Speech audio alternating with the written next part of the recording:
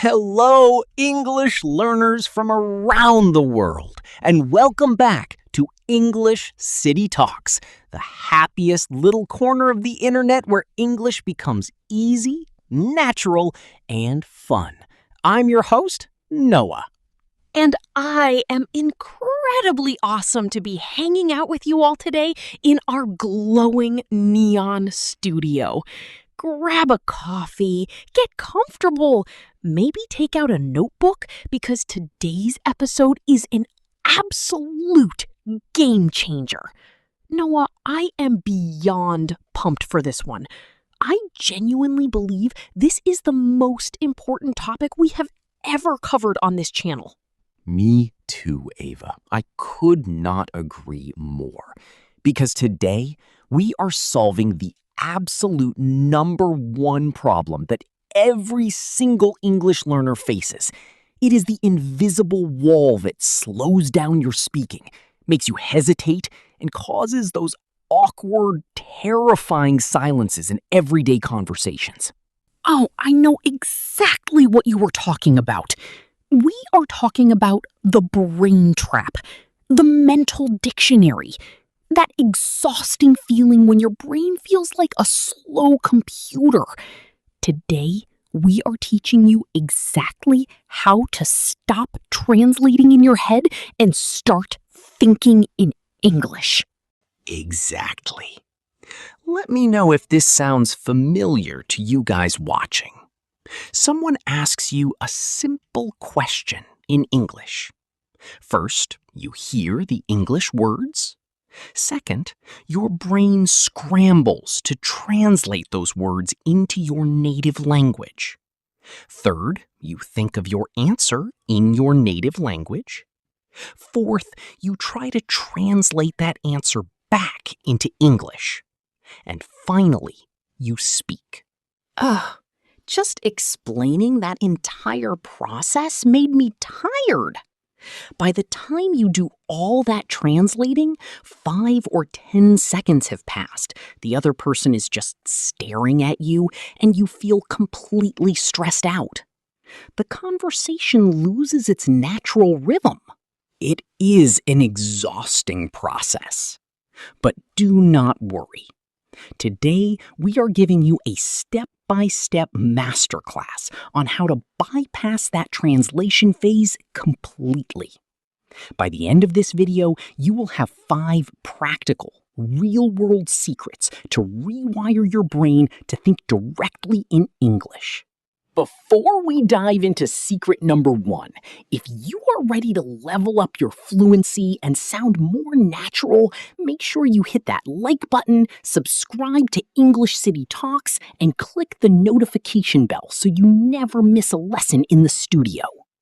And we have a challenge for you today. If you are committed to watching this entire masterclass to improve your life, type the phrase "no more translating" in the comments down below. Let us see who our most dedicated students are. All right, Noah, let us get right into it. What is secret number 1 to thinking in English? Secret number 1 is a visualization trick I call the name your world technique. You see, the biggest mistake beginners make is attaching an English word to a word in their native language. Wait, break that down for me. What do you mean by attaching a word to a word? For example, if your native language is Spanish, you might look at a flashcard that says gato equals cat. So your brain links the English word cat directly to the Spanish word gato. Ah, I see. So every time you see a cat on the street, your brain has to fetch the Spanish word first before it can unlock the English word. It is a 2-step process. Exactly. We need to cut out the middleman. You need to connect the English word directly to the image, the physical object, or the feeling, completely skipping your native language. So how do we actually practice this in real life? Do we need to buy picture flashcards? No money required. You start small, right where you are. Look around the room you are sitting in right now. I want you to look at objects and name them in English in your head. Microphone, camera, neon sign, desk, coffee mug, Headphones, jacket, lights, keyboard. Yes. Do not make full sentences yet. Do not worry about grammar. Just look at the object, visualize it, and say the English noun. When you do this, your brain forms a direct visual connection. For example, if you see an apple on the table, do not think of the word in your native language. Just shout out the English word apple in your head. Exactly. It seems so simple, but if you do this for 5 minutes every single morning while you're drinking your coffee or waiting for the bus, you are physically building new neural pathways in your brain. You are building an English-only highway. Okay, so we are naming our world. That brings us to secret number 2, which might be a little controversial for some of our viewers, but it is absolutely necessary for growth. Yes, it is. Secret number 2.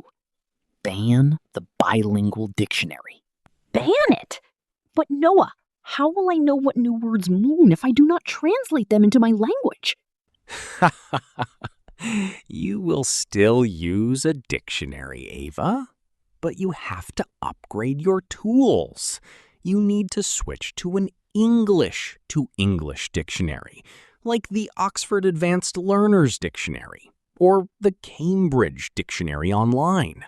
Okay, let us break down why this is so critical. When you use a bilingual dictionary, you are literally training your brain to translate. You are practicing the exact bad habit we are trying to stop today. Precisely. But when you use an English to English dictionary, you have to read the definition of the word in English. You have to understand the context in English. Let us do a role play to show the audience the difference. Noah, pretend I am a student who just heard the word exhausted for the first time on a TV show. Scenario A, the bilingual dictionary. What does exhausted mean? I will type it into my translator app. Ah, it translates to my native language. Okay, got it. Notice what happened there? Ava got the answer in 1 second, but her brain did zero English work. She did not process anything. She will probably forget that word by tomorrow morning. Now let us look at scenario B.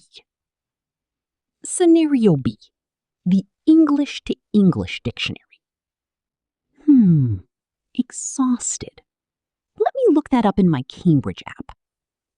The definition says, very tired. And the example sentence says, I was exhausted after walking around the city all day. Wow. Look at what just happened. By reading the definition, I just practiced reading English. I reviewed the word tired.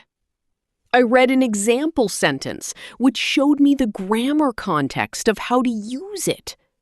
My brain stayed in the English zone the entire time.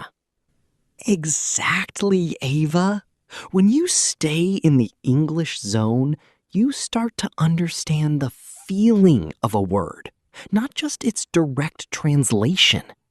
Some English words do not even have a perfect, exact translation in other languages. You have to feel the context. If you are an absolute beginner, an English dictionary might be too hard right now, and that is okay. But if you are intermediate, if you can understand what Noah and I are saying right now in this video, you must delete your translator apps today. Make the switch. Let us move on to secret number 3. This is my absolute favorite, and I honestly think it is the most effective one on this entire list. I call it the crazy person technique. I love the sound of this already. What does it mean?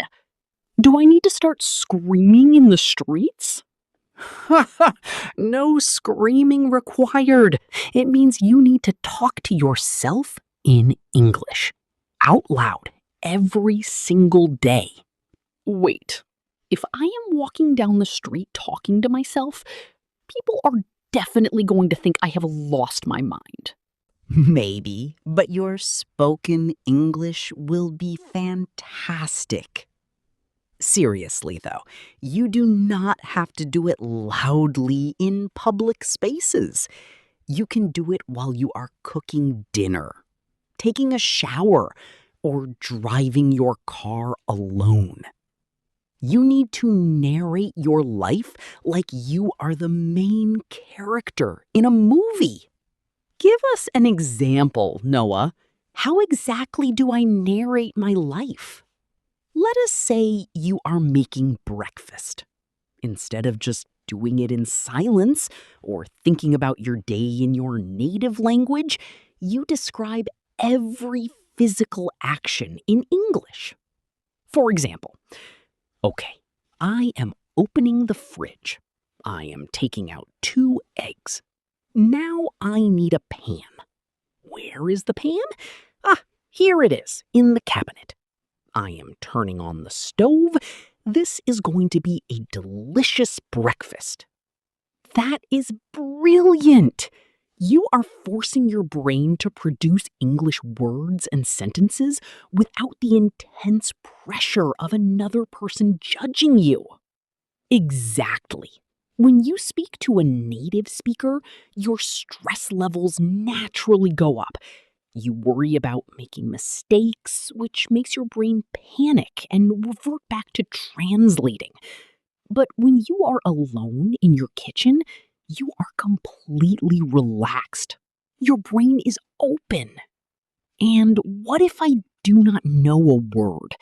Let us say I am narrating my breakfast and I suddenly realize I do not know the word for spatula.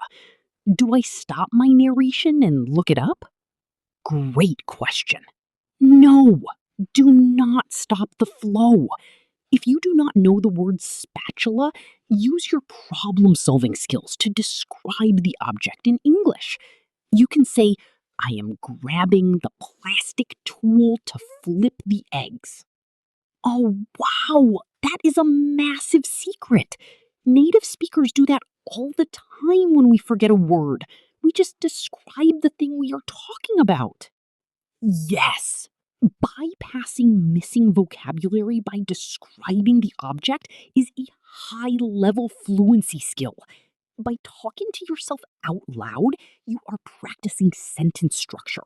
You are working on your mouth muscles for pronunciation, and you are building the daily habit of thinking in full English sentences.